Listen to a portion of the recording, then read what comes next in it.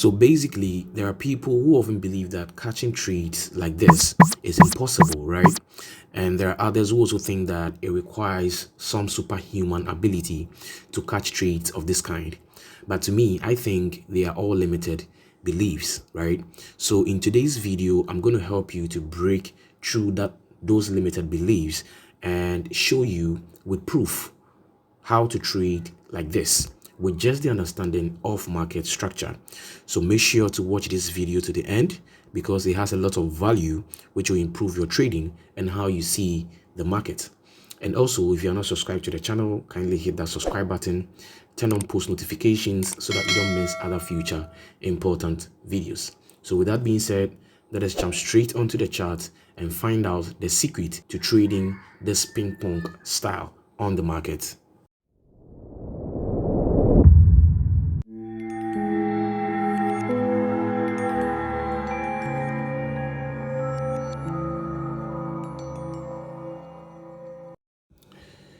Okay guys, so welcome back to the charts, and I actually want to keep this video as precise as possible, right? I'm going to go straight forward to whatever I'm about to teach today. Okay, so all these trades were just within 15-minute structure.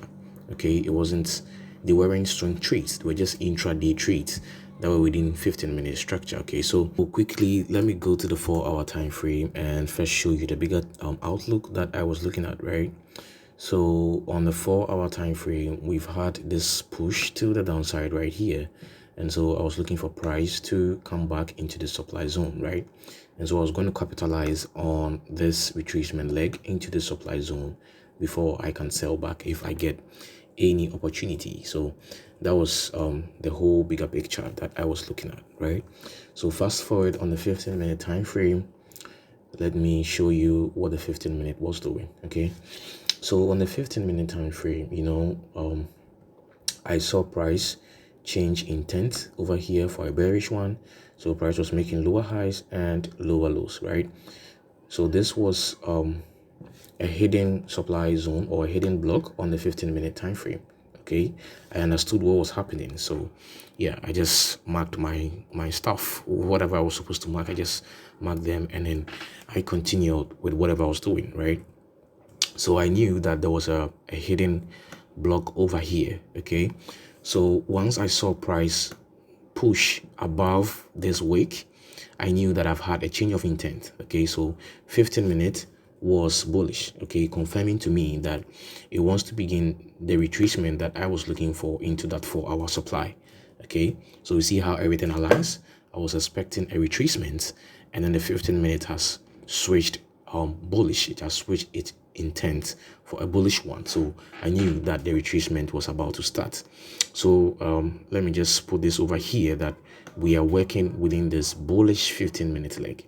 Okay, so whatever you see in here is just substructures within the 15-minute structure.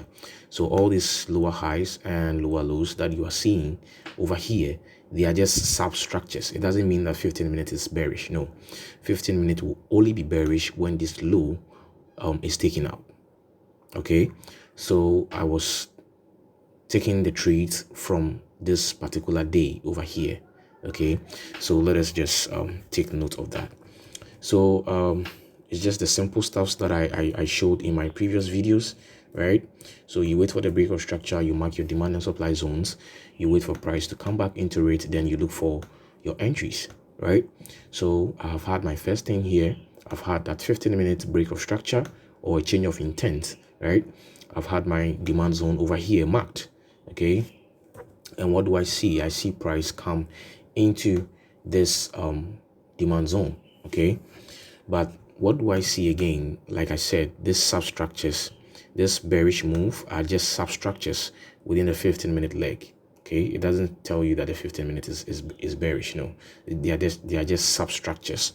Okay, so after that, let me quickly come in here and show you something. Okay, so analyzing the substructures, right? I knew that this was my last lower high that made my lower low, right? And we shouldn't forget that we are in demand zones of the 15-minute leg, right? So after this break of structure, there was actually a buy opportunity over here which I missed, but I am going to show you the entry, okay, so that in case maybe you were finding difficulties or you're trying to understand why there was a buy here, I mean, you could get that very clearly, right? So I'm going to show you that entry on the 1 minute time frame. So analyzing the substructures, like I said, this was the last lower high that created the last lower low, right? So this is going to be a supply zone, but it is likely to fail because it is in confluence with the what, with the Asian high, okay? And this is also a valid supply zone, but it is a reactive supply zone, okay? I'm going to do this in a different video. I've said it already that I'm going to do it in a different video, okay? So this is a reactive supply zone. So I know that if price should come in here, any sell I'm going to take, my true motive will be to just take counter trend trades, okay?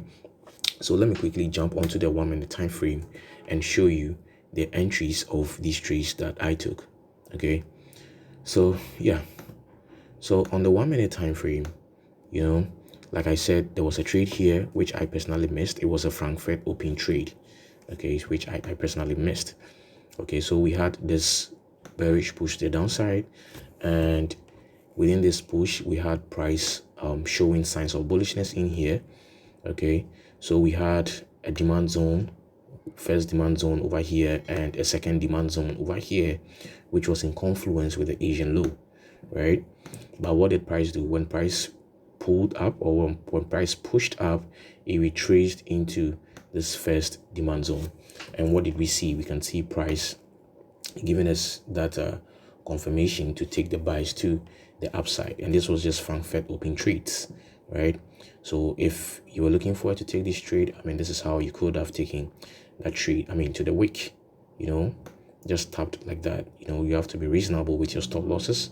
1.5 is cool. Maybe you can do 2 pips, that's fine, okay? That will be your entry, and the normal target will be to at least this supply zone. I'm using at least because sometimes you can have this supply zone holding, right? It's rare when you take like 10 setups where the Asian high or low is the demand or is the point of interest. Only 3 of them will hold, okay? When you take 10 setups, only 3 of them may hold, okay?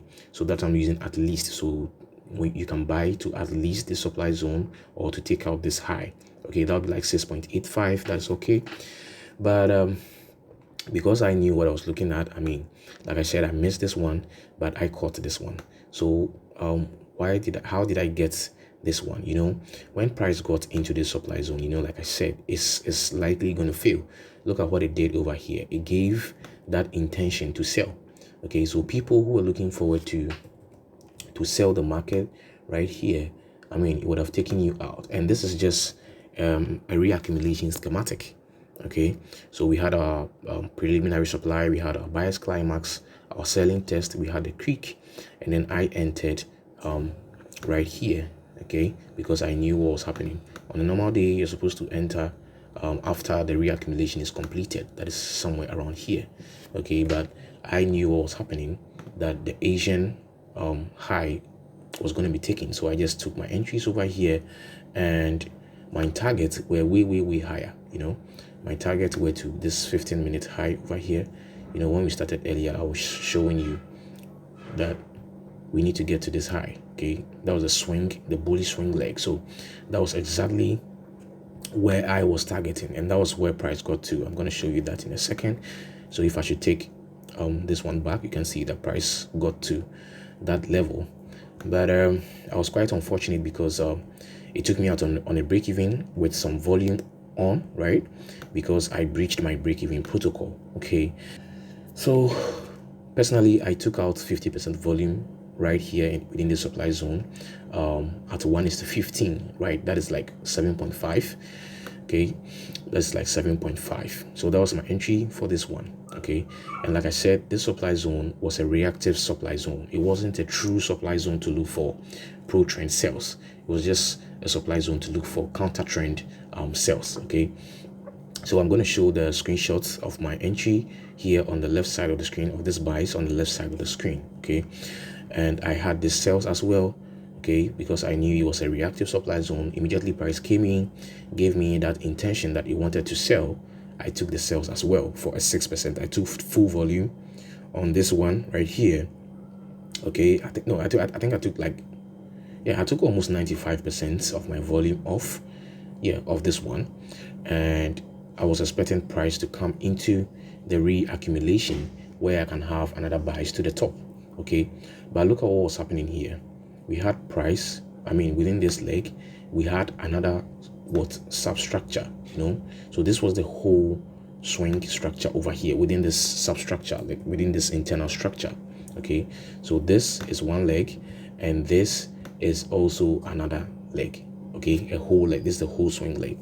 But within this whole swing leg, we had other substructures within it. Okay, other substructures within it, and that is how come I was able to capitalize on this buy, right, and this buy as well. I didn't take this sell because it is not every trade that you're supposed to take. Okay, sometimes you have to let some of them go. You're always going to get opportunities in the market. So I've explained this sell, right? I'm going to put the screenshot on the left side of the screen. And then within this buy, when price came into the reaccumulation zone, look at what I saw over here. So this was like a relatively equal highs over here, and as well I've seen price build liquidity and sweep liquidity also within this leg. Okay, remember I'm bullish on the 15-minute time frame. Okay, so liquidity to the downside, so I have liquidity to the downside taking, and I have liquidity to the upside built, right? And I'm bullish. So quickly I set my entry, my buy limits in here.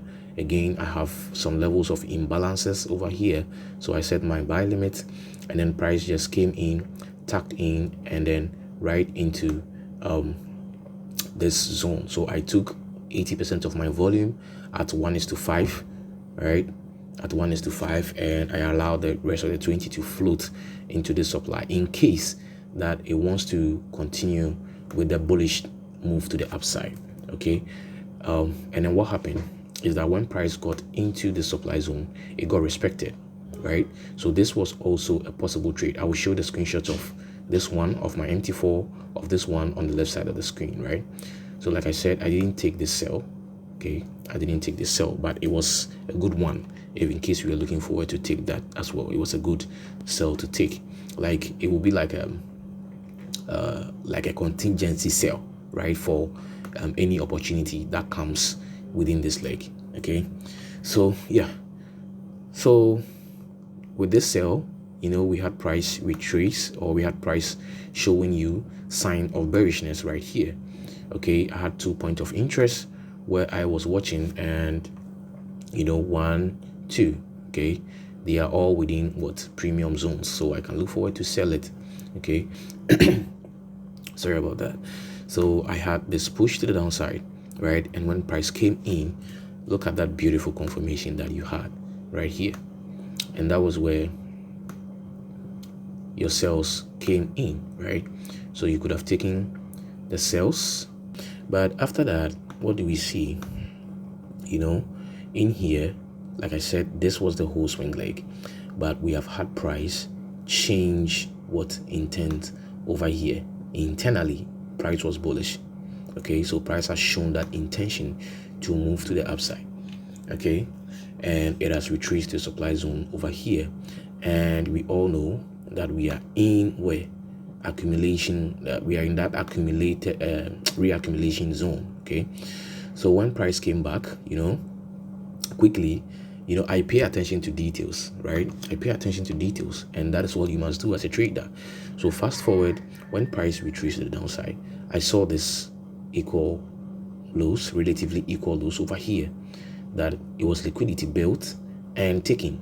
Okay, so once I saw that, I had this confirmation as well real quick, and then I set my limit, took the buys to the upside, like it was 1:10. Yeah, so I took 80% of my volume off and left the 20 to run, right? And I was actually looking at this sell, but I wasn't on the charts by then, and so I missed this particular sell, right? But with this particular sell, like I said, this was a whole push to the downside. Okay, so we had price come into that supply zone, that main supply zone, up above up here, right? And so when price tapped in, what did we get? When price tapped into that supply zone, what did we get? It was a clean price action that was actually occurring within the supply zone. So price tapped into this, and basically this was the last higher low that made the high. Okay, so it means that until this low is taken out, we don't have any confirmation to sell, right? And this was a sell that I personally missed. So we can see how clearly price took out the lows, came back, right, tapped into this block over here and sold to the downside. Okay, not forgetting that we are still within this reaccumulation zone, so we are still looking for buys. Okay, so that was it for that sell. And after that, you know, substructure or internal structure, we've had price make what? Lower highs, lower lows, lower highs, lower lows, lower highs, and then a lower low. Okay, so on a normal day, what are you supposed to look out for after this break of structure? You know, we've broken substructure to the downside. So on a normal day, we can look for what retracement into this level of supply of the substructure, okay, within this bullish leg. Remember, we are having a bigger 15-minute bullish leg where we are looking forward to capitalize on that move, right?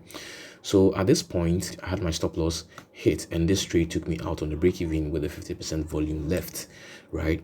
But I had already capitalized on this sell move, this buy move, and this buy move as well, right? So I wasn't worried, even though I was a bit worried, but yo, it's part of the game, right? Great. So after this break of structure of the substructure within this bullish leg, right, we had this intention that price gave us that it wanted to buy, right? So I remember that I was doing something, so I missed this particular buy right here.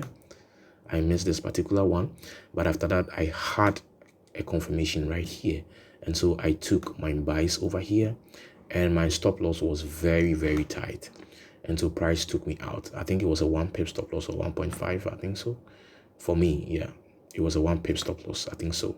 And price just smashed my stop loss and moved in my direction. Meanwhile, if I had done maybe 1.5 or 2, it would have kept me in the trade. But yeah, it was a valid place to look for buys to this supply zone of the substructure leg within this bullish swing leg. So yeah, this is these are the trades that occurred yesterday. They were valid trades, and as you can see, the buys that I was looking at went all the way to hit targets, right? And this morning as well, combining structure as well, you know, 5 minutes was bullish. I capitalized on this sell, right? Capitalize on this sell, looking forward to buy in here, but again I missed this one as well, but I took the sell. I'm going to show a screenshot on the left side of the screen, right? So I missed the buy. That was the main buy.